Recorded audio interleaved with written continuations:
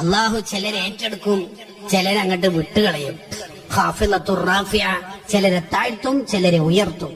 ഈ ആയത്തിന്റെ തഫ്സീറിൽ കാണാം, അള്ളാഹു ഒരാൾക്ക് ഇസ്സത്ത് കൊടുക്കാൻ ഉദ്ദേശിച്ചാൽ അയാൾക്ക് അള്ളാഹു തഹജ്ജുദ് നിസ്കാരത്തിന്റെ തൗഫീഖ് കൊടുക്കും.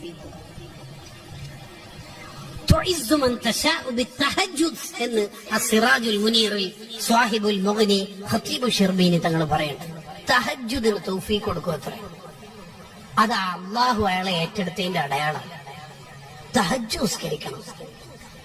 എന്തായാലും നമ്മൾ സുബ്ഹിന് ഉണരാറുണ്ട്, കുറച്ച് നേരത്തെ ഉണരുക, നേരത്തെ ഉണരുക, എന്നിട്ട് തഹജ്ജുദ് നിസ്കരിക്കണം. തഹജ്ജുദ് പതിവാക്കാൻ കഴിയാത്തതിന്റെ കാരണം ഇമാം ഷഅറാനി റളിയല്ലാഹു അൻഹു പറയുന്നുണ്ട്, തഹജ്ജുദ് തുടങ്ങുന്നുണ്ട് പക്ഷെ പതിവാക്കാൻ കഴിയുന്നില്ല. അതിന്റെ കാരണം മഹാനവറുകൾ പറയാ, എന്നെ പുകഴ്ത്തണം, ഞാൻ അത്യാവശ്യം കുഴപ്പമില്ല എന്ന് ഒരാൾക്ക് സ്വന്തം തോന്നുന്നുണ്ടെങ്കിൽ അയാൾക്ക് തഹജ്ജുദ് പതിവാക്കുന്നില്ല.